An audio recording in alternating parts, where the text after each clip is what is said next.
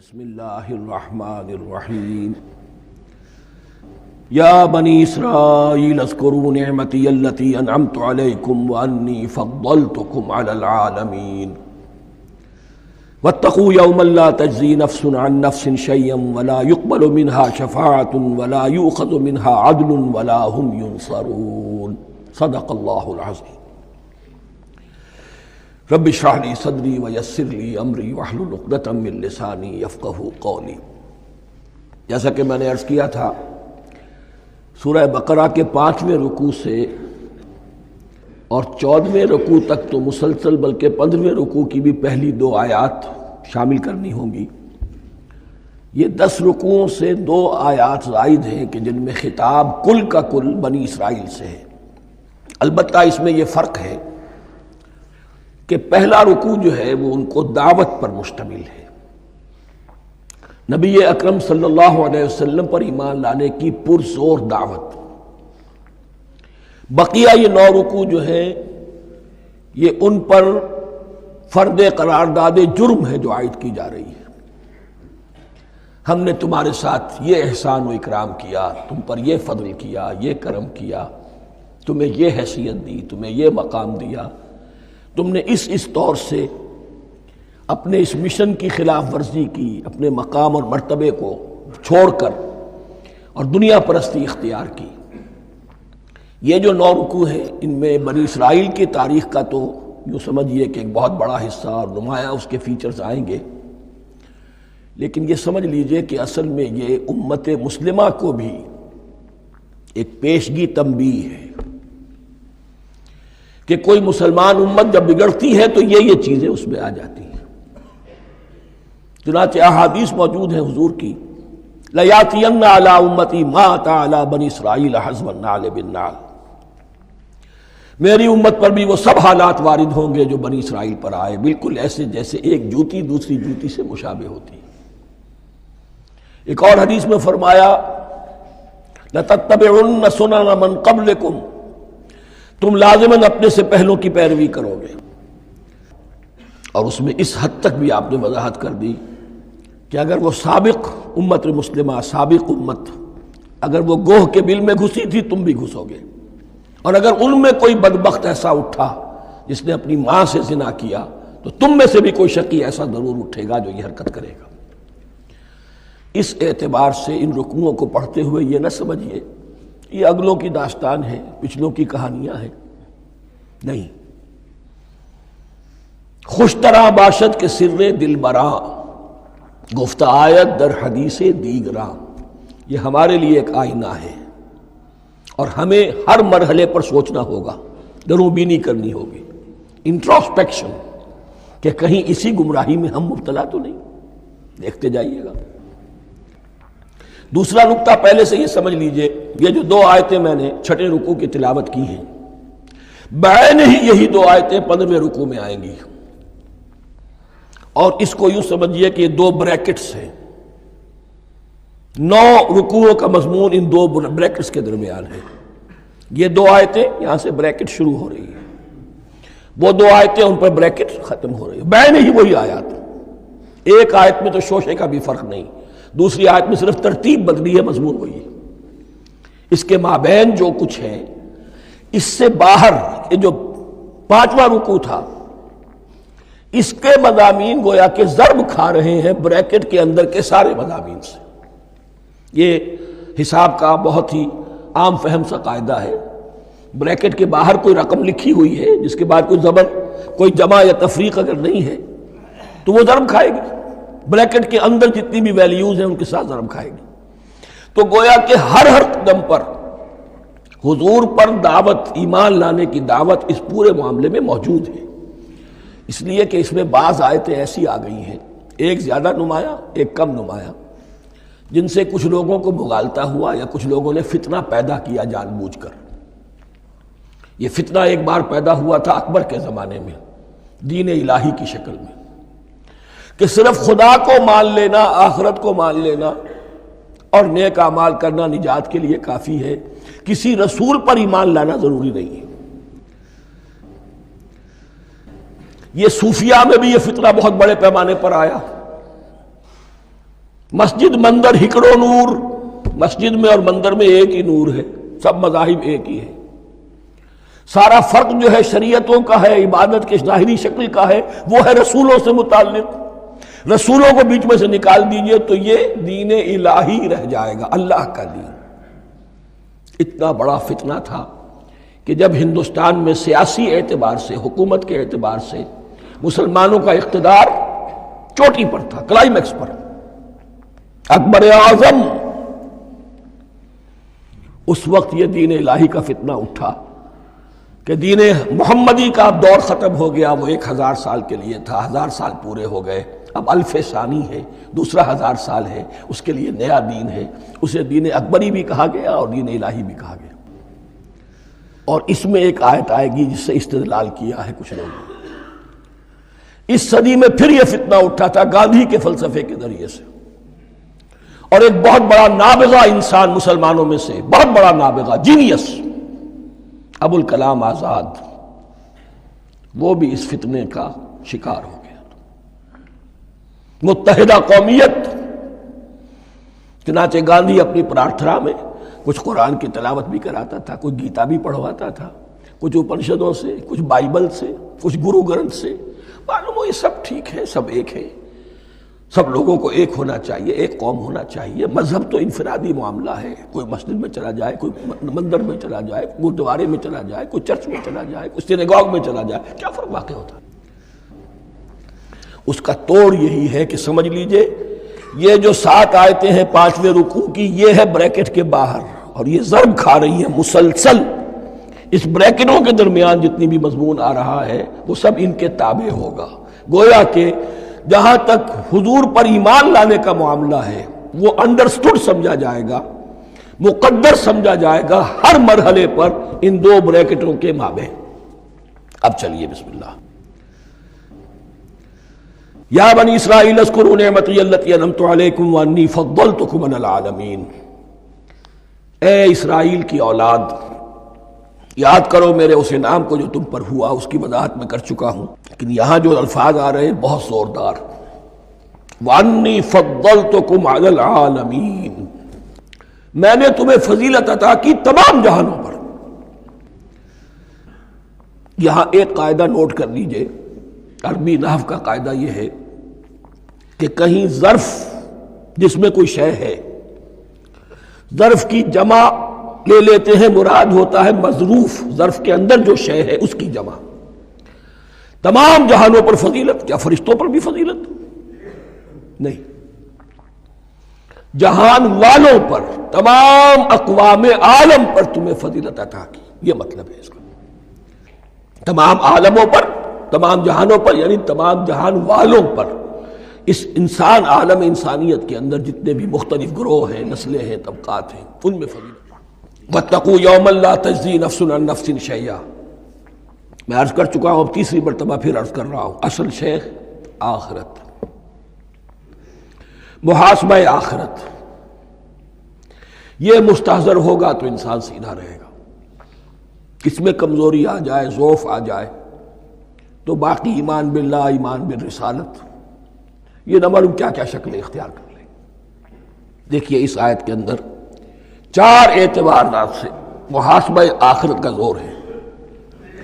وَاتَّقُوا يَوْمًا، ڈرو اس دن سے، لا تجزی نفس عن نفس شیئا، جس دن کوئی جان کسی دوسرے کے کام نہ آ سکے گی، ولا يقبل منها شفاعہ، اور نہ کسی سے کوئی سفارش یا شفاعت قبول کی جائے گی، کیٹیگوریکل ڈینائل، ولا يؤخذ منها عدل، نہ کسی سے فدیہ قبول کیا جائے گا، ولا هم ينصرون، اور نہ انہیں کوئی مدد مل سکے گی۔ ہم نے طرح طرح کے عقیدے، شفاعت باطلہ کا تصور، اہل عرب سمجھتے تھے ہمیں یہ فرشتے جو ہے خدا کی بیٹیاں ہیں، یہ لات اور منات اور عزا، ہم نے ان کے بت بنا رکھے ہیں، پوچھتے ہیں یہ اپنے ابا جان سے اللہ کی بیٹیاں ہیں نا، لاڈلی بیٹیاں، چھڑا لیں گے ہم۔ ہمارے ہاں بھی تصور ہے اولیاء اللہ چھڑا لیں گے۔ یا شفاعت باطلہ، خود حضور کی شفاعت کے بارے میں جو غلط تصورات ہیں، ایک شفاعت حقہ ہے، اس کی وضاحت کا یہ موقع نہیں ہے۔ وہ آیت الکرسی پہ جب ہم پہنچیں گے انشاءاللہ تعالیٰ اسی سورہ مبارکہ میں تو اس کی وضاحت بھی ہوگی۔ یہ سارے جو ہم نے جو گھڑ رکھے ہیں خیالات، ان کی نفی اس آیت کے حوالے سے کی۔ وَاتَّقُوا يَوْمًا لَا تَجْزِي نَفْسٌ عَن نَفْسٍ شَيْئًا، کوئی انسان دوسرے انسان کے کام نہیں آ سکتا۔ وَلَا يُقْبَلُ مِنْهَا شَفَاعَةٌ، کسی جان کی طرف سے کوئی سفارش قبول نہیں ہوگی۔ وَلَا يُؤْخَذُ مِنْهَا عَدْلٌ، نہ کوئی فدیہ قبول کیا جائے گا۔ وَلَا هُمْ يُنصَرُونَ، نہ انہیں کوئی مدد مل سکے گی۔ اب اس کے بعد اللہ تعالیٰ کے احسانات اور ان کی طرف سے جو ناشکریاں ہوئی ہیں ان کی بڑی تفصیل کے ساتھ اب بات چلے گی، تفصیل نہیں تیزی کے ساتھ۔ یہ واقعات کئی 100 برس کے ہیں، لیکن ایک تو یہ کہ ان کی تفاصیل مکی صورتوں میں آ گئی ہیں، سب سے زیادہ سورہ اعراف میں ملے گی، اور بھی کئی صورتوں میں آپ کو مل جائے گی۔ یہاں پر تو پے بپے، جیسے کہ ایک قرارداد جرم کسی پر کی جاتی ہے تو اس میں سب گنوائے جاتے، تم نے یہ کیا، یہ کیا، یہ کیا۔ وَإِذْ نَجَّيْنَاكُم مِّنْ آلِ فِرْعَوْنَ، اور ذرا یاد کرو جب کہ ہم نے تمہیں نجات دی تھی فرعون کی قوم سے۔ يَسُومُونَكُمْ سُوءَ الْعَذَابِ، وہ تمہیں بدترین عذاب میں مبتلا کیے ہوئے تھے۔ يُذَبِّحُونَ أَبْنَاءَكُمْ وَيَسْتَحْيُونَ نِسَاءَكُمْ، تمہارے بیٹوں کو ذبح کر ڈالتے تھے اور تمہاری عورتوں کو زندہ رکھتے تھے۔ عورتیں تو پھر ان کے کام آتی تھی، گھر میں کام کاج کے لونیاں بنتی تھی، گھروں میں ڈال لیتے تھے، لیکن لڑکوں کو، اور یہ 2 موقع پر ہوا ہے بنی اسرائیل کے ساتھ، یہ بعد میں انشاءاللہ اس کی تفصیل آئے گی۔ وَفِي ذَلِكُمْ بَلَاءٌ مِّن رَبِّكُمْ عَظِيمٌ، اور یقیناً اس میں تمہارے رب کی طرف سے تمہارے لیے بڑی آزمائش تھی۔ وَإِذْ فَرَقْنَا بِكُمُ الْبَحْرَ، اور یاد کرو جب کہ ہم نے تمہارے لیے سمندر کو پھاڑ دیا یا دریا کو پھاڑ دیا۔ یہ ایک مختلف فی بات ہے کہ کس جگہ سے کراس کیا تھا بنی اسرائیل نے ایجپٹ سے سینائی پیننسولا آنے کے لیے، جزیرہ نما سینا میں۔ ایک رائے یہ کہ دریائے نیل کو کراس کر کے گئے ہیں، لیکن یہ بات غلط ہے، دریائے نیل تو مصر کے اندر ہے، وہ کبھی بھی مصر کی حد نہیں بنا۔ کسی کی رائے یہ ہے کہ جو خلیج سویز ہے، بحر قلزم جو ہے، ریڈ سی، وہ اوپر جا کر 2 کھاڑیوں میں تبدیل ہو جاتا ہے، خلیج عقبہ مشرق کی طرف اور خلیج سویس مغرب کی طرف، اور ان کے درمیان میں یہ سینائی پیننسولا جو ہے یہ تکون ہے، جیسے ہندوستان بھارت تکون ہے، ایسے یہ پیننسولا ہے، انڈین پیننسولا، سینائی پیننسولا۔ اور یہ سویس کینال تو بعد میں بنی ہے۔ خلیج سویس اور میڈیٹرینین بحیرہ روم کے درمیان یہ کچھ چھوٹی چھوٹی، اگرچہ چھوٹی تھی سمندر کے لحاظ سے، بہت بڑی بڑی جھیلیں تھیں، اور ان جھیلوں ہی کو پھر جوڑ جوڑ کر درمیان میں جو خشکی تھی اس کو کاٹ کر سویس کینال بنائی گئی ہے۔ تو اب تو یہ مسلسل ایک رابطہ ہے، لیکن معلوم ہوتا ہے کہ یا تو خلیج سویس کو کراس کیا ہے حضرت موسیٰ علیہ السلام نے، اور یہی میری رائے زیادہ یہی ہے، اس لیے کہ کوہ طور جو ہے وہ اس پیننسولا کی ٹپ پر ہے، نیچے ہے یہاں، جہاں پر پھر ان کا قیام رہا، اور جہاں پھر حضرت موسیٰ کو 40 دن کے لیے کوہ طور پر بلا کر اور پھر انہیں تورات دی گئی ہے۔ تو معلوم ہوتا ہے کہ جو خلیج سویز ہے اسے کراس کیا ہے۔ کراس کس طرح کیا ہے کہ حضرت موسیٰ کے عصا کی ایک ضرب سے سمندر پھٹ گیا۔ فَكَانَ كُلُّ فِرْقٍ كَالطَّوْدِ الْعَظِيمِ، دونوں طرف چٹانوں کے مانند پہاڑ کی طرح جو ہے وہ سمندر کھڑا ہو گیا، اس کے راستے میں سے یہ نکل گئے۔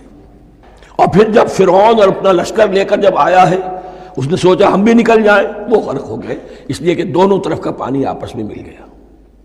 یہ تھی کیفیت، اور معجزانہ کیفیت تھی، یہ کوئی فطرت کے یا نیچر کے اصول کے مطابق بات نہیں تھی، اور میں عرض کر چکا ہوں، آپ کو بتا چکا ہوں معجزہ کسے کہتے ہیں۔ وَإِذْ فَرَقْنَا بِكُمُ الْبَحْرَ فَأَنْجَيْنَاكُمْ، جب ہم نے تمہارے لیے یا تمہارے ساتھ سمندر کو پھاڑ دیا، تمہارے لیے، تمہارے گزرگاہ بنانے کے لیے، تو تمہیں تو نجات دے دی۔ وَأَغْرَقْنَا آلَ فِرْعَوْنَ وَأَنْتُمْ تَنظُرُونَ، اور تمہاری نگاہوں کے سامنے فرعون کے لاؤ لشکر کو غرق کیا، تم دیکھ رہے تھے، یہ گزر چکے تھے، اس ساحل پر کھڑے ہیں، ادھر سے یہ داخل ہوئے ہیں، اور پانی دونوں طرف سے آ کر مل گیا اور یہ غرق ہو گئے۔ وَإِذْ وَعَدْنَا مُوسَىٰ 40 لَيْلَةً، اور یاد کرو پھر جب کوہ طور پر ہم نے موسیٰ کو 40 دن کے لیے بلایا۔ ثُمَّ اتَّخَذْتُمُ الْعِجْلَ، ان کی غیر حاضری میں تم نے بچھڑے کی پرستی شروع کر دی، اسے معبود بنا لیا، من بعد ہی، اس کی غیر موجودگی میں، وانتم ظالمون، تم بہت بڑا ظلم تھا جس کا ارتکاب کیا، ان الشرک لظلم عظیم، عظیم ترین ظلم جو ہے وہ شرک ہے، اور شرک جلی کی یہ شکل کہ بچڑے کو پوج رہے۔ ثم عفونا عنکم من بعد ذلک، پھر ہم نے تمہیں اس کے بعد بھی معاف کیا، یہ ہمارا کرم رہا ہے، ہماری رحمت رہی، من بعد ذلک لعلکم تشکرون، تاکہ تم شکر کرو۔ وَإِذْ آتَيْنَا مُوسَى الْكِتَابَ وَالْفُرْقَانَ لَعَلَّكُمْ تَهْتَدُونَ، اور یاد کرو جب کہ ہم نے موسیٰ کو کتاب اور فرقان عطا فرمائی۔ یہ فرقان حق اور باطل کے درمیان فرق کر دینے والی چیز، اور کتاب عام طور پر جو آتا ہے وہ شریعت کے لیے آتا، شریعت بھی دی، کتاب بھی دی، اور فرقان بھی دیا، لعلکم تہتدون، تاکہ تم ہدایت پاؤ۔ وَإِذْ قَالَ مُوسَىٰ لِقَوْمِهِ، اور یاد کرو جب کہ کہا تھا موسیٰ نے اپنی قوم سے، یا قوم انکم ظلمتم انفسکم باتخاذکم العجل، اے میری قوم کے لوگو، یقیناً تم نے اپنے اوپر بڑا ظلم کیا ہے بچڑے کو معبود بنا کر۔ فَتُوبُوا إِلَىٰ بَارِئِكُمْ، پس توبہ کرو اپنے پروردگار، اپنے خالق کی جناب میں۔ باری اللہ تعالیٰ ہے، باری۔ فَاقْتُلُوا أَنفُسَكُمْ، تو قتل کرو اپنے آپ کو۔ یہ چیز جو ہے تورات میں تفصیل سے آئی ہے، قرآن میں نہیں ہے۔ اسی اعتبار سے میں نے آپ کو بتایا تھا کہ تورات کا مطالعہ اس اعتبار سے مفید ہے کہ بہت سے واقعات کا قرآن میں ذکر ہے، اجمالاً اشارہ ہے، اس کی تفصیل کے لیے ہمیں تورات سے رجوع کرنا پڑتا ہے، ورنہ یہ کہ اس آیت کا صحیح مفہوم واضح نہیں ہوگا۔ فَاقْتُلُوا أَنفُسَكُمْ، اپنے آپ کو قتل کرو، کیا معنی؟ یہ قتل مرتد کی سزا ہے۔ وہاں معلوم ہوتا ہے کہ حضرت موسیٰ نے یہ حکم دیا، 12 قبیلے تھے، ہر قبیلے میں سے کچھ لوگوں نے یہ کفر اور شرک کیا، باقی لوگوں نے نہیں کیا۔ انہیں حکم دیا گیا کہ اپنے قبیلے کے لوگ ان کو قتل کریں جو ان کے قبیلے میں سے اس کفر کے مرتکب ہوئے۔ انفسکم سے مراد یہ اپنے قبیلے کے لوگوں کو تم قتل کرو، اس لیے کہ قبائلی زندگی جو ہوتی ہے آپ کو معلوم ہے، اس میں کوئی اور قبیلہ ہاتھ لگا دے تو قبائلی عصبیت بھڑک اٹھے گی۔ 70,000 یہودی قتل ہوئے، اس سے بڑی توبہ اور ممکن نہیں، اس سے بڑا پرج، کسی بھی آئیڈیولوجیکل پارٹی کے اندر پرج بہت ضروری ہوتا ہے۔ کچھ لوگ آ گئے ایک نظریے کو قبول کر کے، رفتہ رفتہ نظریہ اوجل ہو گیا، کچھ مفادات، کچھ چودراہٹیں یہ مقدم ہو گئی، اسی سے جماعتیں خراب ہوتی ہیں، غلط راستے پہ پڑ جاتی ہیں، تحریکیں بھٹک جاتی ہیں۔ تو آئیڈیولوجیکل پارٹیز، نظریاتی جماعتیں پرج کرتی رہتی ہیں کہ جو بھی ہمارے نظریے سے ہٹ گئے اب ان کو ہم کاٹ کر علیحدہ کر۔ یہی سے قتل مرتد، تو یہ چیز حدیث میں ہے یا پھر قرآن میں یہاں ہے۔ اس حوالے سے جو لوگ ہمارے ہاں بعض علماء بھی ہیں، جدید دانشور ہیں، جو قتل مرتد کی جو حد ہے اسلام میں اس کو تسلیم نہیں کرتے، لیکن میرے نزدیک یہ شریعت موسوی کا تسلسل ہے کہ شریعت موسوی کی جس شے کو بدلا نہ گیا ہو، جس کے بارے میں صراحتاً یہ معلوم نہ ہو کہ یہ شے تبدیل کر دی گئی، تو وہ شریعت محمدی کا جز بن گئی۔ زنا پر رجم کا معاملہ بھی یہی ہے۔ قرآن مجید میں رجم کی صریح آیت کوئی موجود نہیں ہے، حدیث میں ہے۔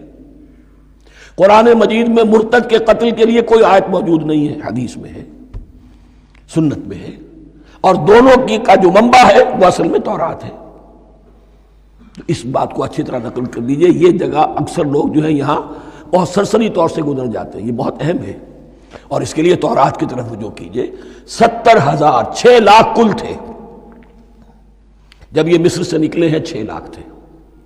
کتنے عرصے کے بعد پیننسولا پہنچے ہیں، سینائی پیننسولا میں اور طور میں، کچھ اور ان کی تعداد بڑھ گئی ہوگی، لیکن یہ کہ ان میں سے 70,000 کو قتل کیا اپنے ہاتھوں سے۔ ہر قبیلے نے اپنے جو مرتد تھے ان کو اپنے ہاتھ سے قتل کیا۔ فَتُوبُوا إِلَىٰ بَارِئِكُمْ فَاقْتُلُوا أَنفُسَكُمْ ذَٰلِكُمْ خَيْرٌ لَكُمْ عِندَ بَارِئِكُمْ، یہی تمہارے لیے تمہارے رب کے نزدیک بہتر بات ہے۔ فَتَابَ عَلَيْكُمْ، تو اللہ نے تمہاری توبہ قبول کر لی، توبہ قبول کس طرح ہوئی؟ یہ تزکیہ ہوا ہے امت کا کہ ان میں سے جن لوگوں نے اتنی بڑی غلط حرکت کی ہے ان کو کاٹ کر ذبح کر کے ان کو قتل کر کے پھینک دیا گیا۔ انہ هو التواب الرحیم، یقیناً وہ تو ہے ہی بہت توبہ کا قبول فرمانے والا اور بہت رحم فرمانے والا۔ وَإِذْ قُلْتُمْ يَا مُوسَىٰ لَن نُّؤْمِنَ لَكَ حَتَّىٰ نَرَى اللَّهَ جَهْرَةً، ایک اور واقعہ ان کی تاریخ کا۔ اور یاد کرو جب کہ تم نے کہا تھا اے موسیٰ ہم تو تمہاری بات نہیں مانیں گے۔ ایمان کے بعد جب لام کا حرف آئے تو اس کے معنی صرف تصدیق کے ہوتے ہیں۔ لن نؤمن لک، ہم آپ کی بات کی تصدیق نہیں کریں گے، حتیٰ نری اللہ جہرۃ، جب تک کہ ہم دیکھ نہ لیں اللہ کو عیاناً۔ ہمیں کیا پتا اللہ نے یہ کتاب دی آپ کو، آپ تو لے کر آ گئے، ہمارے سامنے تو پتھر کی کچھ تختیاں ہیں، اس پہ کچھ لکھا ہوا، کس نے لکھا ہمیں کیا پتا۔ اب دیکھیے ایک حضرت موسیٰ کی خواہش تھی رب ارنی انظر الیک، وہ کچھ اور شے تھی۔ یہ تخریبی ذہن ہے جو یہ کہہ رہا ہے کہ ہم بھی چاہتے ہیں کہ اللہ کو اپنی آنکھوں سے دیکھیں اور معلوم ہو کہ واقعی اس نے یہ کتاب آپ کو دی ہے۔ فَأَخَذَتْكُمُ الصَّاعِقَةُ، تو تمہیں آپ پکڑا ایک بہت بڑی کڑک نے، ایک بہت بڑی کڑک ہوئی اور سب کے سب مردہ ہو گئے۔ وَأَنْتُمْ تَنظُرُونَ، تمہارے دیکھتے دیکھتے ایک کڑک نے تمہیں آ لیا۔ ثُمَّ بَعَثْنَاكُمْ مِنْ بَعْدِ مَوْتِكُمْ، پھر ہم نے تمہیں دوبارہ اٹھایا تمہاری موت کے بعد۔ بعض لوگ اس کی یہ تعویل کر رہے ہیں کہ یہ موت نہیں تھی بلکہ بے ہوش ہو گئے تھے، یعنی جو بھی کڑک تھی اس کی وجہ سے سب کے سب بے ہوش ہو کے گر گئے۔ لیکن میرے نزدیک یہاں تعویل کی ضرورت نہیں، بعث بعد الموت اللہ کے لیے کوئی مشکل نہیں۔ ہم الفاظ کو خواہ کاہے کو ان کے اصل جو مفہوم ہے جو کہ صاف ہے صریح ہے اس سے خواہ کاہے کے لیے موڑ کر لے کر جائیں۔ ثم بعثناکم من بعد موتکم لعلکم تشکرون، تاکہ تم شکر کرو۔ وظللنا علیکم الغمام وانزلنا علیکم المن والسلوى، اور ہم نے تم پر ابر کا سایہ کیا۔ اب 6 لاکھ کا قافلہ چل رہا ہے، سینائی پیننسولا، صحرا، کوئی اوٹ نہیں، کوئی سایہ نہیں، دق و دق، دھوپ کی تپش۔ تو اللہ کا فضل ہوا کہ ایک سائے کی طرح ابر جو ہے ان کے ساتھ ساتھ جہاں جہاں وہ جا رہے ہیں وہ ابر ان پر سایہ کیے ہوئے۔ وَأَنزَلْنَا عَلَيْكُمُ الْمَنَّ وَالسَّلْوَىٰ، کھانے کو کچھ نہیں، تو من اور سلوہ نازل کیے گئے۔ من ایسے اترتا تھا رات کے وقت کہ جیسے شبنم کے قطرے ہوتے ہیں، لیکن وہ ہوتا تھا کسی ایسی چیز کا جس میں شیرینی تھی، اور پھر وہ زمین پر آ کر جم کر وہ ایک گویا کہ دانہ بن جاتے تھے، یہ ان کا اناج ہو گیا۔ کاربوہائیڈریٹ سپلائی اس سے ہو گئی، من سے۔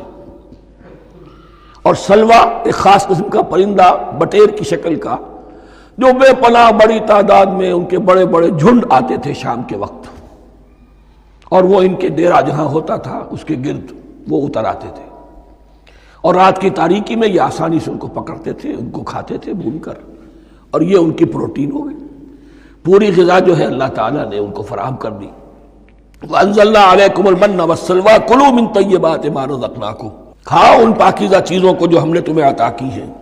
وَمَا ظَلَمُونَا، ہم نے تو ان پر کوئی ظلم نہیں کیا، وَلَٰكِن كَانُوا أَنفُسَهُمْ يَظْلِمُونَ، لیکن وہ خود ہی اپنے اوپر ظلم ڈھاتے رہے، ہر قدم پر نافرمانی اور ناشکری۔ اس کی بھی ناشکری آگے آ جائے گی چل کر، من و سلوہ سے بھی ناشکری کی انہوں نے۔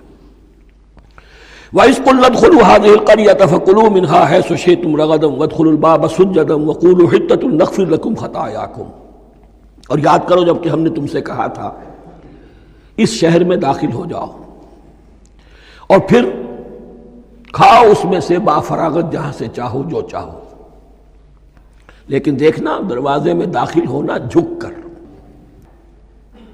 اور کہتے رہنا مغفرت مغفرت مغفرت، ہم تمہاری خطاؤں سے درگزر فرمائیں گے۔ اس آیت کو سمجھنے کے لیے ذرا تاریخی بات سمجھ لیجئے۔ صحرائے سینا میں آنے کے بعد اور یہ جو کتاب تورات انہیں مل گئی تھی اس کے بعد حضرت موسیٰ علیہ السلام کے ہی زمانے میں انہیں جہاد اور قتال کا حکم ہوا۔ اس سے پوری قوم نے انکار کر دیا، یہ سورہ مائدہ میں آئے گا۔ اس پر اللہ تعالیٰ نے ایک سزا مسلط کر دی ان پر کہ 40 برس تک اسی صحرا میں بھٹکتے پھریں گے۔ اگر یہ ابھی قتال کرتے، جہاد کرتے تو پورا فلسطین ان کے ہاتھ پر ابھی فتح کرا دیتے، لیکن چونکہ انہوں نے بزدلی دکھائی ہے، اب سزا یہ ہے فَإِنَّهَا مُحَرَّمَةٌ عَلَيْهِمْ 40 سَنَةً يَتِيهُونَ فِي الْأَرْضِ، اب 40 برس تک یہ اسی صحرا میں بھٹکتے پھریں گے، اور ارض فلسطین جو ان کے لیے ارض موعود تھی وہ ان پر حرام کر دی گئی 40 سال کے لیے۔ اس 40 سال کے عرصے میں حضرت موسیٰ کا بھی انتقال ہو گیا، حضرت ہارون کا بھی ہو گیا، اور اس عرصے میں ایک نئی نسل پیدا ہوئی۔ وہ جو غلامی کا داغ اٹھائے ہوئی نسل آئی تھی مصر سے، جن کے اندر مورل کیریکٹر جو ہے وہ بہت کمزور ہو جاتا ہے، وہ پوری نسل ختم ہو گئی، نئی نسل اب پیدا ہوئی، 40 برس صحرا میں پیدا ہوئے، یہی پلے بڑھے، ان میں اب ایک جذبہ تھا۔ حضرت موسیٰ کے پھر جو خلیفہ تھے یوشع ابن نون، جوشوا، تورات میں ان کا نام جوشوا ہے، یوشع، ان کی سرکردگی میں اب بنی اسرائیل کی اس نئی نسل نے قتال کیا، جنگ کی، اور پہلا شہر جو فتح ہوا وہ اریحا، آج بھی وہ شہر جو ہے جیریکو جو آپ دیکھتے ہیں خبروں کے اندر آتا ہے بار بار، اریحا اس کا پرانا نام ہے، یہ شہر فتح ہوا، اس فتح کی بات کا تذکرہ ہو رہا ہے۔ یاد کرو جب کہ ہم نے تم سے کہا تھا اس بستی میں، اس شہر میں داخل ہو جاؤ فاتحانہ، اور پھر جو کچھ یہاں ہے، جو نعمتیں ہیں ان سے متمتع ہو، کھاؤ پیو، لیکن داخل ہونا سجدہ کرتے ہوئے، مراد کیا؟ جھک کر، یعنی ایسا نہ ہو کہ تکبر کی وجہ سے تمہاری گردنیں اکڑ جائیں، گردنیں جھکا کر اللہ کا احسان مانو، یہ نہ سمجھو کہ یہ فتح تم نے حاصل کی۔ اس کی تفسیر اصل میں نظر آتی ہے حضور کی شخصیت میں، کہ جب فتح مکہ کے موقع پر مکے میں داخل ہوئے ہیں تو جس سواری پر آپ بیٹھے ہوئے تھے، آپ کی پیشانی اس کی گردن کے ساتھ جڑی ہوئی تھی۔ یہ وقت ہوتا ہے جب کہ تکبر اور تعلی، فاتح کی حیثیت سے آنا، اور بندہ مومن کے لیے یہی وقت ہے تواضع کا، جھکنے کا۔ وَقُولُوا حِطَّةٌ، حتیٰ یحط تو کہتے ہیں جھاڑ دینے کو، تو اس کے معنی کیا ہے؟ اے اللہ ہمارے گناہ جھاڑ دے، مغفرت، اے اللہ ہمیں مغفرت، ہماری مغفرت فرما، جو خطائیں ہو گئی بخش دے۔ قولوا حطۃ، تمہاری زبان پر استغفار ہونا چاہیے، تمہاری گردنیں جھکی ہوئی ہونی چاہیے۔ نغفر لکم خطایاکم، اگر تم اس پر عمل کرو گے ہم تمہاری خطایا جو ہیں، خطائیں جو ہیں انہیں معاف فرما دیں گے۔ وسنزید المحسنین، اور جو تم میں محسن ہوں گے انہیں اور بھی زیادہ دیں گے، اور انعام و اکرام آئیں گے۔ فبدل الذین ظلموا قولا غیر الذی قیل لہم، تو ان میں سے جو ظالم تھے، جو بد کردار تھے، انہوں نے بدل دیا، ایک اور قول اختیار کر لیا اس قول کی جگہ جو انہیں کہا گیا تھا حتہ حتہ، انہوں نے کہنا شروع کیا ہنتا ہنتا، ہمیں تو گیہوں چاہیے، گیہوں چاہیے۔ یہ بعد میں ابھی آ جائے گا اگلے رکوع کے اندر، کہ من و سلوہ سے ان کی طبیعتیں بھر گئی تھی ایک ہی چیز کھا کھا کے۔ اب وہ کہہ رہے تھے کوئی چیز ہمیں جو ہے زمین کی روئیدگی میں سے، پیداوار میں سے، تو وہ ان کے زبان پر انہوں نے مذاق اڑاتے ہوئے گویا کہ حضرت موسیٰ علیہ السلام کے ذریعے سے حکم ملا ہے، استہزاء کر رہے ہیں، حطۃ کی بجائے حنطۃ۔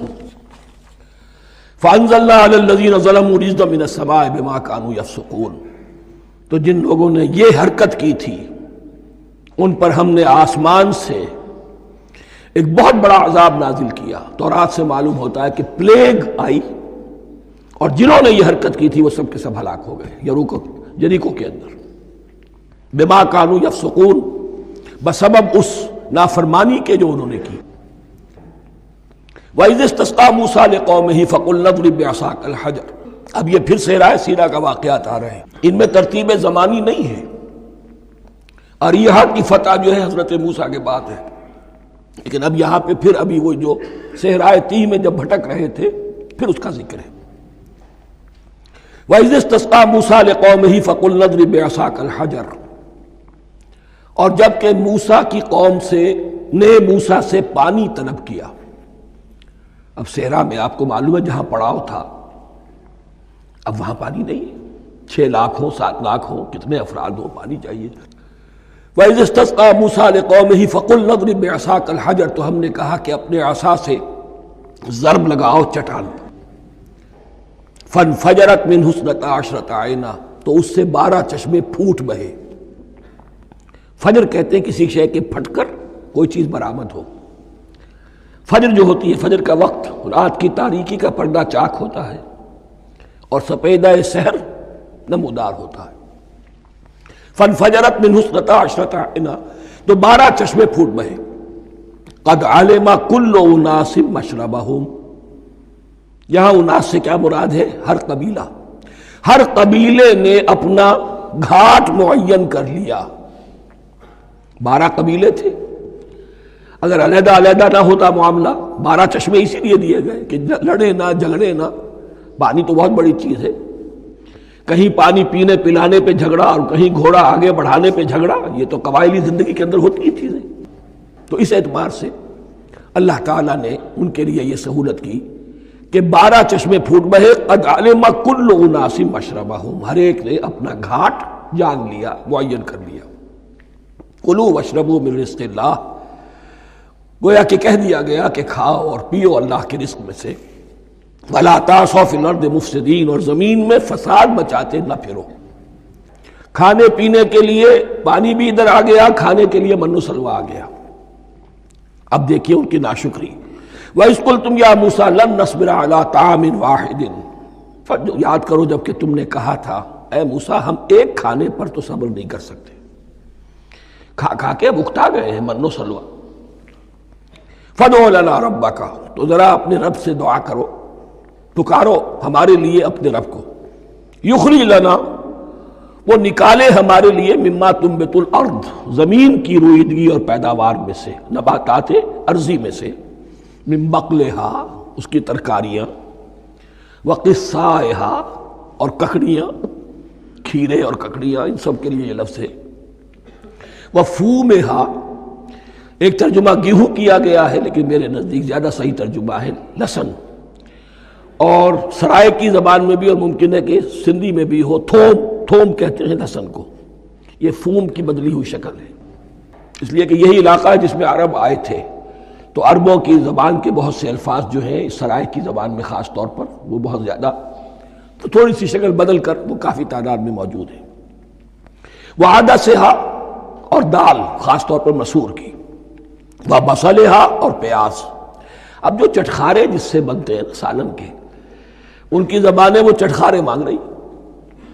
ظاہر بات ہے کہ اگر وہ سلوا بھی تھا، بٹیرا ہے، اسے آگ کے اوپر ذرا سا تپایا اور کھایا، وہ ایک ہی خاص قسم کی غذا ہے جو چل رہی ہے۔ اسی طرح من جو ہے وہ ایک خاص قسم کا سیریل ان کے لیے بن گیا ہے۔ لیکن یہ جو چٹخارے ہیں یہ تو لہسن سے ہے، پیاز سے ہے، ترکاریوں سے ہے، ان تمام چیزوں سے، دال کا اپنا ایک ذائقہ ہے۔ قَالَ تَسْتَبْدِلُونَ الَّذِي هُوَ أَدْنَىٰ بِالَّذِي هُوَ خَيْرٌ، حضرت موسیٰ نے فرمایا کیا تم وہ شے بدلے میں لینا چاہتے ہو اس کے، کیا وہ شے جو کمتر ہے بدلے میں چاہتے ہو اس کے کہ جو بہتر ہے؟ من و سلوہ کہیں بہتر ہے اللہ کی طرف سے جو تمہیں دیا گیا ہے، تم اس سے تمہارا جی بھر گیا ہے، اس کو ہاتھ سے دے کر چاہتے ہو کہ یہ ادنا چیزیں تمہیں ملے۔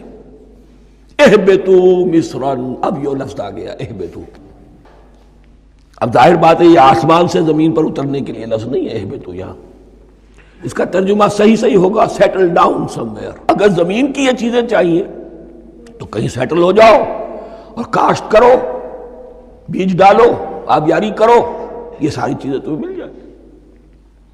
اہبتو مصرن، کہیں سیٹل ڈاؤن ہو جاؤ، کہیں اتر پڑو کسی بستی میں، کسی علاقے میں۔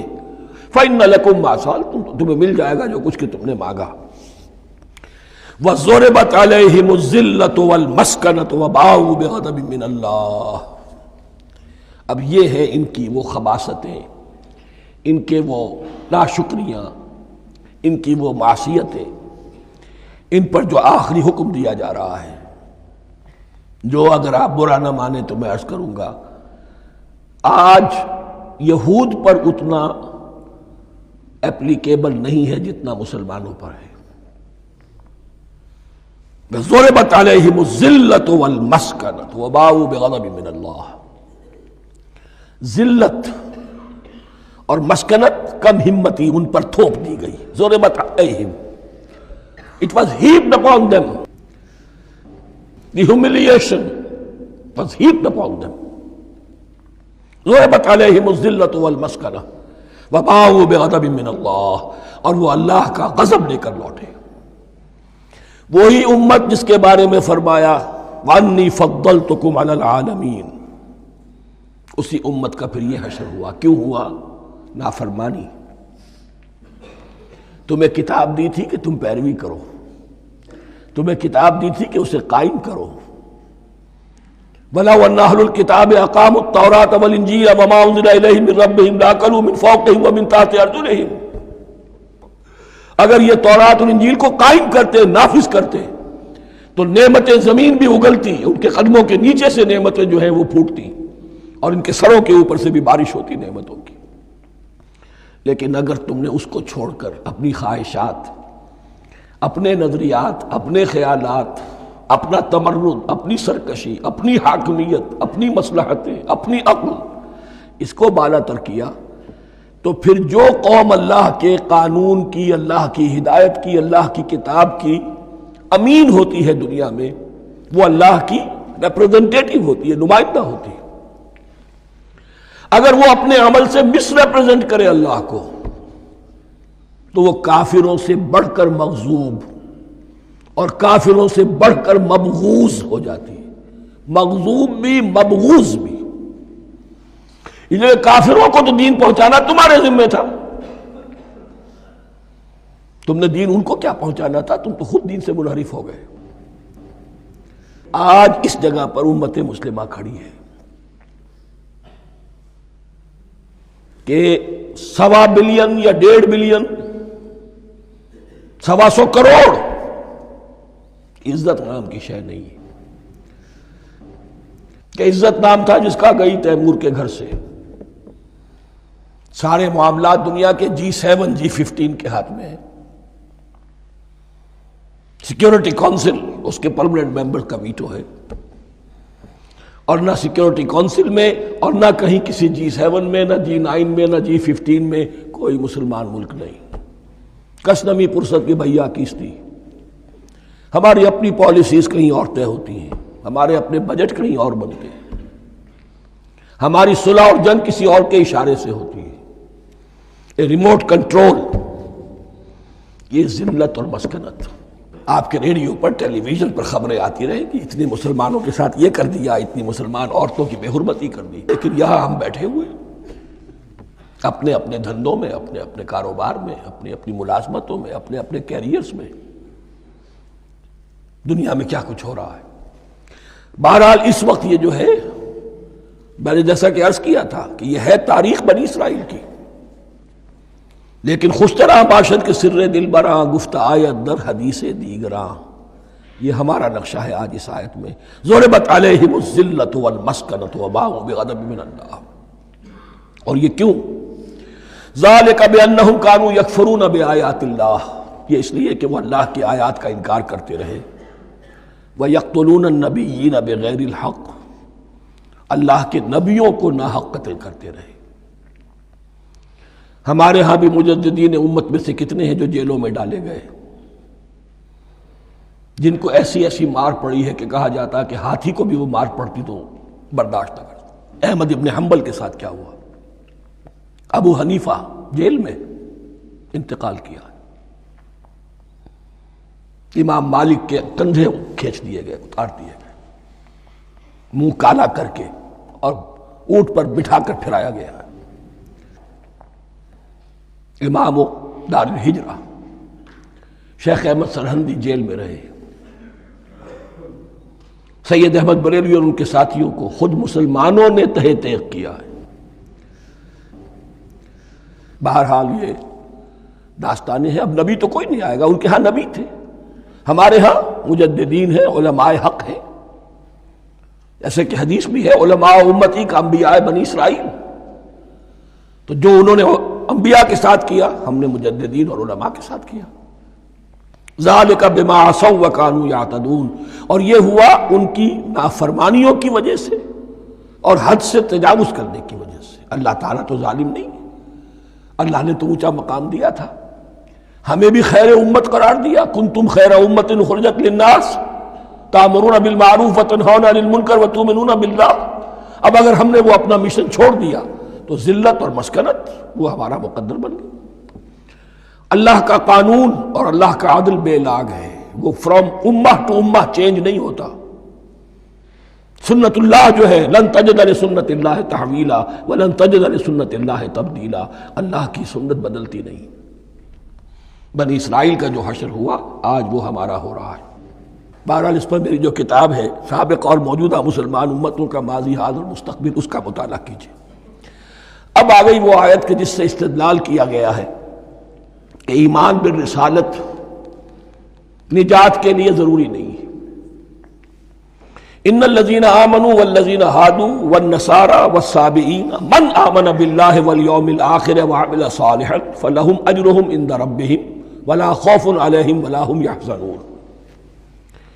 یقیناً جو لوگ ایمان لائے، اور اس سے مراد ہے جو ایمان لائے حضور پر، محمد پر صلی اللہ علیہ وسلم، والذین ہادوا اور جو یہودی ہو گئے، والنصارى اور نصرانی، والصابئین اور صابی وہ لوگ تھے عراق کے علاقے میں رہتے تھے جو کہتے تھے کہ ہم دین ابراہیمی پر ہیں، لیکن ان کے ہاں بھی بہت کچھ بگڑ گیا تھا. جیسے حضرت ابراہیم کی نسل حضرت اسماعیل کی نسل بگڑ گئی تھی، تو اس طرح وہ بھی بگڑ گئے تھے. ستارہ پرستی زیادہ تر ان کے ہاں تھی. من آمن باللہ والیوم الآخر، جو کوئی بھی ایمان لایا اللہ پر اور یوم آخر پر، وعمل صالحا اور اس نے عمل کیے اچھے، فلہم اجرہم عند ربہم تو ان کے لیے محفوظ ہے ان کا اجر ان کے رب کے پاس. ولا خوف علیہم ولا هم یحزنون، اور نہ ان پر کوئی خوف ہوگا اور نہ وہ کسی حزن سے دوچار ہوں گے. ظاہر الفاظ کے اعتبار سے دیکھیے کہ یہاں ایمان بالرسالت کا ذکر نہیں ہے. ویسے تو اگر کوئی اس سے یہ غلط استدلال کرتا ہے تو اس کا پہلا جو اصولی جواب ہے وہ تو یہ ہے کہ ایسی حدیثیں بھی موجود ہیں من قال لا الہ الا اللہ دخل الجنہ، تو اس کے کیا معنی ہے؟ صرف کہنے سے جنت میں داخل ہو جائیں گے، کسی عمل کی ضرورت نہیں. جواب یہ دیا جائے گا پورے قرآن کو سامنے رکھو، پورے حدیث کے ذخیرے کو سامنے رکھو. کسی ایک جگہ سے کوئی ایک نتیجہ نکال لینا وہ صحیح نہیں. لیکن اس کے علاوہ وہ اصول جو میں بیان کر چکا ہوں کہ یہ سلسلہ شروع کہاں سے ہوا ہے. 5واں رکوع وآمنوا بما انزلت مصدقا لما معكم ولا تكونوا اول کافر به. انہیں ایمان کی زوردار دعوت سے تو یہ ساری بات شروع ہوئی ہے. اب فصاحت اور بلاغت کا یہ تقاضا ہے کہ بار بار اس کو دہرایا نہ جائے. وہ بات انڈرسٹوڈ رہے گی، مقدر رہے گی، سمجھی جائے گی کہ ہر جگہ پر وہ موجود ہے، اس لیے کہ ساری گفتگو ہو رہی ہے اسی کے حوالے سے. وآمنوا بما انزلت مصدقا لما معكم ولا تكونوا اول کافر به ولا تشتروا بآیاتی ثمنا قلیلا وإیایا فاتقون. اس حوالے سے یوں سمجھیے اب اس آیت کو کہ یہاں پر کچھ الفاظ محذوف مانے جائیں گے. ان الذین آمنوا والذین ہادوا والنصارى والصابئین من آمن باللہ والیوم الآخر وعمل صالحا فی ایامہم فلہم اجرہم عند ربہم ولا خوف علیہم ولا هم یحزنون. ہر دور میں جبکہ ابھی حضرت عیسیٰ نہیں آئے تھے تو جو بھی یہودی تھے اس وقت تک حضرت موسیٰ کے ماننے والے، وہ جو بھی اللہ پر ایمان رکھتے تھے اور نیک عمل کرتے تھے، آخرت کو مانتے تھے، ان کی نجات ہو جائے گی. لیکن حضرت عیسیٰ کے آنے کے بعد ان کو نہیں مانا، اب وہ کافر قرار. لیکن اب حضرت عیسیٰ کے آنے کے بعد جب تک حضور نہیں آئے جو بھی مانتا ہے، لیکن یہ کہ شرط یہی ہوگی کہ اپنے اپنے زمانے میں اصل میں نفی جس بات کی جا رہی ہے وہ یہ ہے کہ یہ نہ سمجھو کہ کسی گروہ میں ہونے سے نجات ہوتی ہے. نجات کسی گروہ میں ہونے کی وجہ سے نہیں ہے، نجات کی بنیاد ایمان اور عمل صالح ہے. کسی رسول پر ایمان لانا اپنے دور کے رسول پر وہ تو لازم ہے، لیکن یہ ہے کہ اس پر ایمان تو لے آئے اور وہ عمل صالح نہیں ہے تو نجات نہیں ہوگی. تو یہ اپنے اپنے دور میں اپنے اپنے زمانے میں ہر امت کے لیے وَلِكُلِّ أُمَّةٍ أَجَلٌ قرآن مجید کے ایک مقام پر آیا ہے. ہر امت کے لیے ایک خاص معین مدت ہے. اس معینہ مدت میں اب ظاہر بات ہے جو لوگ حضور کی بعثت سے پہلے فوت ہو گئے ان پر تو کوئی ذمہ داری نہیں تھی حضور پر ایمان لانے کی. اور ایسے لوگ تھے، ایسے موحدین مکے میں موجود تھے جو یہ کہتے تھے کعبے کے پردے پکڑ پکڑ کر، اے اللہ ہم صرف تجھے پوجنا چاہتے ہیں، صرف تیری بندگی کرنا چاہتے ہیں، لیکن جانتے نہیں کیسے کریں۔ یہ بات موجود تھی اور ان کا انتقال بھی ہو گیا۔ یہ زید، سعید ابن زید، سعید جو حضرت عمر کے بہنوئی تھے اور وہ عشرہ مبشرہ میں سے ہیں، ان کی اہلیہ حضرت فاطمہ بنت خطاب، ان دونوں کے ایمان کو اللہ نے ذریعہ بنایا حضرت عمر کے ایمان کا۔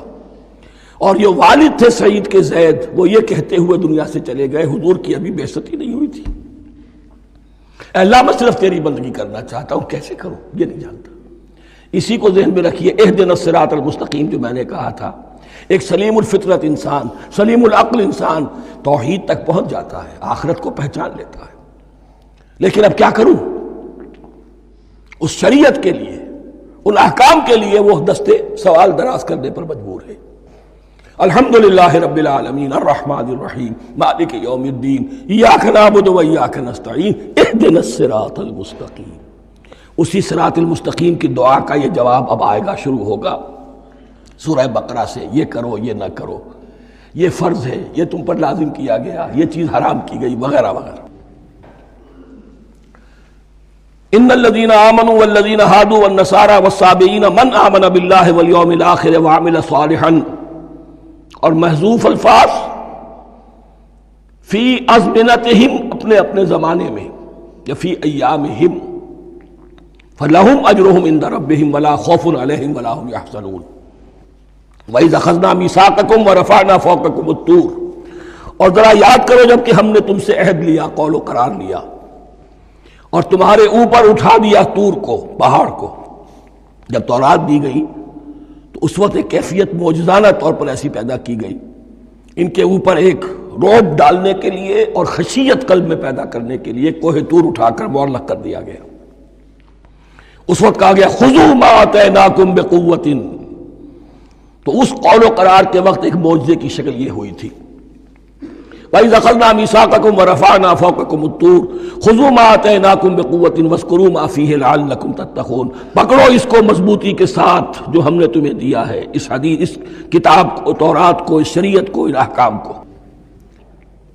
وَاذْكُرُوا مَا فِيهِ، اور یاد رکھو اسے جو کچھ کہ اس میں ہے، لَعَلَّكُمْ تَتَّقُونَ، تاکہ تم بچ سکو۔ ثُمَّ تَوَلَّيْتُم مِّن بَعْدِ ذَلِكَ، پھر تم نے روگردانی کی اس کے بعد، اس میثاق کو توڑا، میثاق الست کو توڑا تھا، اور دوسرے یہ میثاق شریعت جو تم سے لیا گیا اس کو بھی توڑا۔ ثم تولیتم من بعد ذلک فلولا فضل اللہ علیکم ورحمتہ لکنتم من الخاسرین، پھر اگر اللہ کا فضل تمہارے شامل حال نہ ہوتا اور اس کی رحمت تمہاری دستگیری نہ کرتی رہتی، بار بار تمہیں معاف کیا، تمہیں مہلت دی، تو اگر یہ چیز نہ ہوتی تو اسی وقت سے تم خسارہ پانے والے اور تباہ ہونے والے ہو جاتے۔ وَلَقَدْ عَلِمْتُمُ الَّذِينَ اعْتَدَوْا مِنْكُمْ فِي السَّبْتِ، اور تمہیں خوب معلوم ہے تم میں سے وہ لوگ جنہوں نے سبت کے قانون کو توڑا، حد سے تجاوز کیا۔ یہ واقعہ تفصیل کے ساتھ سورہ اعراف میں آئے گا کہ ان کی شریعت میں ہفتے کا روز معین کر دیا گیا تھا، کوئی دنیاوی کام نہیں ہوگا۔ آج بھی وہ لوگ جو ہے سبت کو، جو بھی پریکٹسنگ جیوز ہیں، وہ اس کی پابندی کرتے ہیں اور بڑی شدت سے کرتے ہیں۔ لیکن ایک زمانے میں ایک خاص ان کا قبیلہ تھا کہ جس نے ایک بڑے ہی شرعی ہیلہ ایجاد کر کے اس قانون کی دھجیاں بکھیری، تفصیل ہم پڑھیں گے سورہ اعراف میں۔ وَلَقَدْ عَلِمْتُمُ الَّذِينَ اعْتَدَوْا مِنْكُمْ فِي السَّبْتِ، اور تمہارے علم میں ہے تمہارے وہ لوگ کہ جنہوں نے سبت کے قانون کے ضمن میں خلاف ورزی کی، فَقُلْنَا لَهُمْ كُونُوا قِرَدَةً خَاسِئِينَ، تو ہم نے کہہ دیا ان کو کہ ہو جاؤ ذلیل بندر، ان کی شکلیں بس کر دی گئی، انہیں بندروں کی شکل میں تبدیل کر دیا گیا۔ فَجَعَلْنَاهَا نَكَالًا لِمَا بَيْنَ يَدَيْهَا، پھر ہم نے اس واقعے کو یا اس بستی کو ایک بنا دیا مثال، لوگوں کے لیے ان کی عبرت کے سامان بنا دیا، ان کے لیے بھی جو سامنے موجود تھے اس زمانے کے لوگ، اور ان کے لیے بھی جو بعد میں آنے والے تھے، وَمَوْعِظَةً لِّلْمُتَّقِينَ، اور اسے ایک نصیحت، ایک سبق آموزی کی بات بنا دیا اہل تقویٰ کے لیے۔ وَإِذْ قَالَ مُوسَىٰ لِقَوْمِهِ إِنَّ اللَّهَ يَأْمُرُكُمْ أَن تَذْبَحُوا بَقَرَةً، اور یاد کرو جب کہ موسیٰ نے اپنی قوم سے کہا یقیناً اللہ تمہیں حکم دیتا ہے کہ گائے کو ذبح کرو، یہ واقعہ میں پہلے آپ کو بتا دوں، پھر ہم یہ آیات تیزی سے پڑھ لیں گے۔ بنی اسرائیل میں ایک شخص قتل ہو گیا، عامیل نامی، اور قاتل کا پتہ نہیں چل رہا تھا۔ اللہ تعالیٰ نے حضرت موسیٰ کے ذریعے سے حکم دیا کہ ایک گائے کو ذبح کرو اور اس کے جسم کے ایک ٹکڑے سے اس مردے کو چھوؤ، وہ جی اٹھے گا اور وہ بتا دے گا میرا قاتل کون ہے۔ اب یہ کہ یہ معجزات کی شکل ہے جو بار بار آ رہے ہیں، اور سابق اس امت کے اندر معجزات کا آپ کو بہت عمل دخل ملے گا۔ اس میں ایک تو یہ کہ گائے کو ذبح کرنا، وہ گائے کے تقدس کا جو ان کے دل میں ذہن میں تھا، تو ذبح کرنے سے اس کے اوپر بھی گویا کہ ایک تلوار چلائی گئی، اور پھر انہیں دکھا بھی دیا گیا کہ ایک آدمی زندہ بھی ہو سکتا ہے، بعد سے بعد الموت کا بھی ایک نقشہ دکھا دیا گیا انہیں۔ لیکن انہیں جب یہ حکم ملا اور ان کے دلوں کے اندر وہ بچڑے کی اور گائے کی تقدیس جو ہے وہ پلی ہوئی تھی، اب انہوں نے سوال کر کے کسی طریقے سے بچنے کے لیے مین میخ نکالی، کیسی گائے ہو، کیا رنگ ہو، کس طرح کی ہو، کس عمر کی ہو۔ بالآخر یہ کہ جب ہر طرف سے گھیراؤ ان کا ہو گیا اور سب چیزیں جو ہیں ان کے سامنے واضح کر دی گئیں، تب انہوں نے یوں سمجھیے چاروں ناچار بادل ناخواستہ اس حکم پر عمل کیا۔ بس اب ترجمہ کر لیجئے۔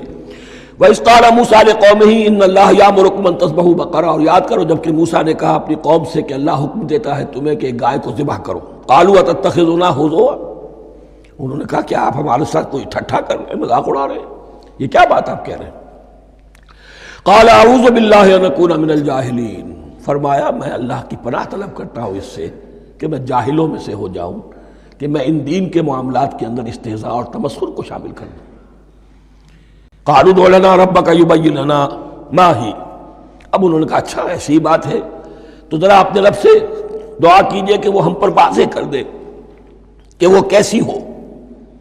قال انه يقول، حضرت موسیٰ نے فرمایا اللہ تعالیٰ فرماتا ہے انها بقرة لا فارض ولا بکر، وہ ایک ایسی گائے ہونی چاہیے کہ جو نہ بوڑھی ہو نہ بالکل بچھیا ہو، عوان بین ذالک، ان کے بین بین ہو۔ فَفَعَلُوا مَا تُؤْمَرُونَ، تو اب کر گزرو جو تمہیں حکم دیا گیا۔ قَالُوا ادْعُ لَنَا رَبَّكَ يُبَيِّن لَنَا مَا لَوْنُهَا، اب انہوں نے پھر کہا ذرا ایک دفعہ اور دعا کیجئے اپنے رب سے، وہ ہمیں بتا دے اس کا رنگ کیسا ہونا چاہیے۔ قَالَ إِنَّهُ يَقُولُ إِنَّهَا بَقَرَةٌ صَفْرَاءُ فَاقِعٌ لَوْنُهَا تَسُرُّ النَّاظِرِينَ، فرمایا اللہ فرماتا ہے کہ وہ گائے ایسی ہونی چاہیے زرد رنگ، شوخ رنگ، شوخ زرد رنگ کی، چمکیلی، جو دیکھنے والوں کو خوب اچھی لگے، پسند آئے، دل میں کھپ جانے والی۔ اب جو زیادہ سے زیادہ ان کے ہاں مقدس سمجھے جاتے تھی گائے، رفتہ رفتہ سوال کر کے اگر پہلے ہی حکم پر وہ کر دیتے تو کسی بھی گائے کو ذبح کر دیتے، لیکن یہاں گھیراؤ ان کا ہو رہا ہے کہ جس کی تقدس کا ان کے ذہن میں زیادہ سے زیادہ تاثر ہے اسی کو واضح کیا جائے۔ قالوا ادع لنا ربك يبين لنا ما هي، پھر انہوں نے کہا ذرا اللہ سے دعا کیجئے اور وہ ہمیں یہ بتائے کہ وہ کیسی ہو۔ ان البقرہ تشابہ علینا، یقیناً ہم کچھ شبے میں پڑ گئے ہیں، یہ گائے کا معاملہ مشتبہ ہو گیا ہے ہم پر۔ قال انہ یقول، فرمایا اللہ فرماتا ہے انہا بقرۃ لا ذلول تثیر الارض ولا تسقی الحرث، وہ ایک ایسی گائے ہونی چاہیے کہ جو کوئی جس سے مشقت نہ لی جاتی ہو، نہ وہ ہل جوتتی ہو اور نہ وہ رہٹ کا پانی کھینچتی ہو۔ تسیر الارض، نہ تو وہ زمین کو جوتنے میں ہل چلانے میں کام نہیں لی جائے، ولا تسقی الحرث، اور نہ کھیتی کو پانی پلانے کے لیے وہ پانی کھینچنے میں استعمال کیا جائے۔ مسلمتن، اور پوری سالم ہونی چاہیے، یک رنگ، لا شیۃ فیہا، اس میں کسی دوسرے رنگ کا کوئی داغ تک نہ ہو۔ اب کیا کرتے، گھیراؤ میں آ گئے۔ قالوا الآن جئت بالحق، کہا انہوں نے کہ ٹھیک ہے اب تو آپ نے بات جو ہے پوری طریقے سے واضح کر دی۔ فذبحوها وما كانوا يفعلون، تب انہوں نے اس کو ذبح کیا اور وہ کرنے والے نہیں تھے، دل میں نہیں تھا، بادل ناخواستہ۔ اب دیکھیے یہاں ترتیب ذرا واقعے کی جو ہے مختلف ہو گئی ہے، جو اس ذبح بقرہ کا سبب تھا وہ بعد میں بیان ہو رہا ہے یہاں۔ تورات میں چونکہ واقعات کو اس طریقے سے بیان کیا ہے لہذا وہاں ترتیب دوسری ہے۔